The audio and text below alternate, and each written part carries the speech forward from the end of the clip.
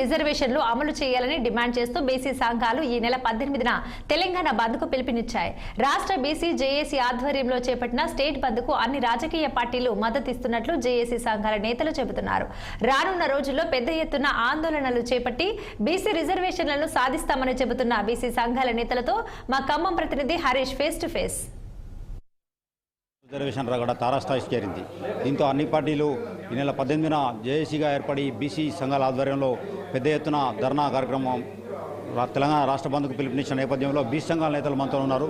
వారితో మాట్లాడే ప్రయత్నం చేద్దాం. సార్ చెప్పండి, ఈ నెల 18న ఎలా ఉండబోతుంది? 18న తెలంగాణ బంద్ని బీసీ సంఘ నేతలందరూ కూడా ఐక్యం కావడానికి ప్రత్యేకంగా వివిధ పార్టీల్లో ఉండి విడివిడిగా అంటే పార్టీ నిర్ణయాలకు లోబడి బయటికి రావట్లేదనే ఉద్దేశంతో అందరూ ఐక్యం కావడానికి ఐక్యవేదిక పేరుతోటి బంద్ను పిలిపియడం జరిగింది. వాళ్ళ ఖమ్మంలో కూడా దానికి అనుబంధంగా పార్టీలకు అతీతంగా బీసీ నాయకులందరినీ కూడా తీసుకుని అన్ని పార్టీలు కలిసాం. ప్రతి పార్టీ కూడా మద్దతు ఇస్తుంది. రాబోయే కాలం ఇప్పుడే సుప్రీంకోర్టులో కూడా ఏదైతే స్టేట్ గవర్నమెంట్ ఇచ్చిన పిటిషన్ కూడా కొట్టేసిందని చెప్పి తెలిసింది.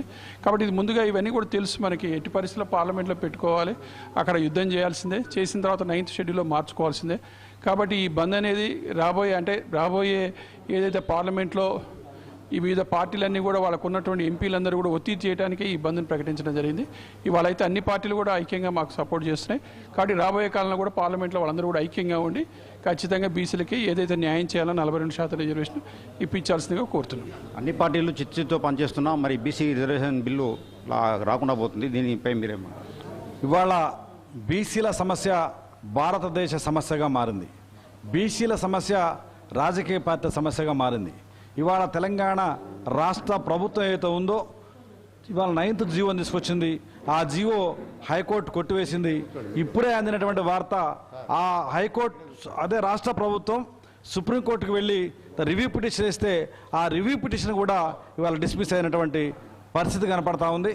అంటే ఇవాళ రాష్ట్ర జాతీయ స్థాయిలో పార్లమెంటులో చర్చ జరగకుండా, పార్లమెంట్లో 9వ షెడ్యూల్లో చేర్చకుండా బీసీలకు స్థానిక సంస్థలో కానీ చట్టసభలో కానీ రిజర్వేషన్లు వచ్చేటువంటి పరిస్థితి లేదు అని చెప్పేసి రాజ్యాంగబద్ధంగా చట్టబద్ధంగా ఈరోజు ఇప్పుడే అందినటువంటి సుప్రీంకోర్టు ఏదైతే హైకోర్టు అప్పీల్కి వెళ్తే అప్పీల్ని ఇవాళ కొట్టివేసినటువంటి సందర్భాన్ని ఇవాళ మనం అర్థం చేసుకోవాల్సిన అవసరం ఉంది. అందుకే రాబో కాలంలో ఇవాళ పెద్ద ఎత్తున ప్రజా ఉద్యమం ద్వారానే ఇవాళ అనేక రకాలైనటువంటి చట్టాలు వచ్చినాయి. ప్రజా ఉద్యమం ద్వారానే అనేక రకాలైన సంస్కరణలు వచ్చినటువంటి సందర్భంలో ఇవాళ మనం ఉన్నాం. అందుకే రేపు 18వ తారీఖు జరగబోయేటువంటి బంద్ తప్పకుండా అన్ని రాజకీయ పక్షాలు, అన్ని సామాజిక సంఘాలు ఈ బంద్లో పాల్గొని బీసీలకు ఏదైతే రాజ్యాంగబద్ధమైనటువంటి రిజర్వేషన్లు సాధించే దగ్గర ఇవాళ బీసీలు మొత్తం సమాజం అంతా ముందుండాలని చెప్పేసి ఈ సందర్భంగా విజ్ఞప్తి చేస్తా ఉన్నాం. బీసీల రిజర్వేషన్ ఏదైతే ఉందో, బీసీల ఆత్మగౌరవం అయితే ఉందో,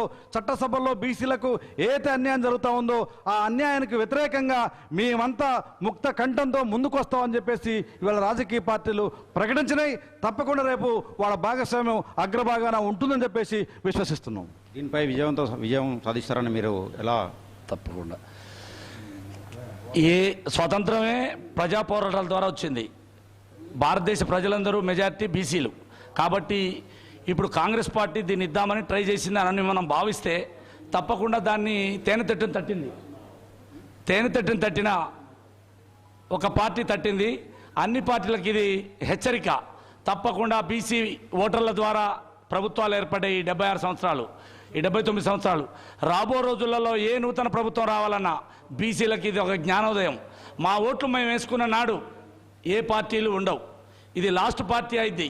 దయచేసి అర్థం చేసుకొని మా సామాజిక హక్కులు, మా రిజర్వేషన్ విషయంలో అడ్డొచ్చిన వాళ్ళకి తగిన గుణపాఠం చెప్తాం. పెద్ద ఎత్తున ఆందోళన చేపట్టి బీసీ రిజర్వేషన్ బిల్లుపై సక్సెస్ అవుతామని బీసీ సంఘాల నేతలు చెప్తున్నారు. కెమెరామెన్ నాగబాబుతో హరీష్, 6 టీవీ, ఖమ్మం.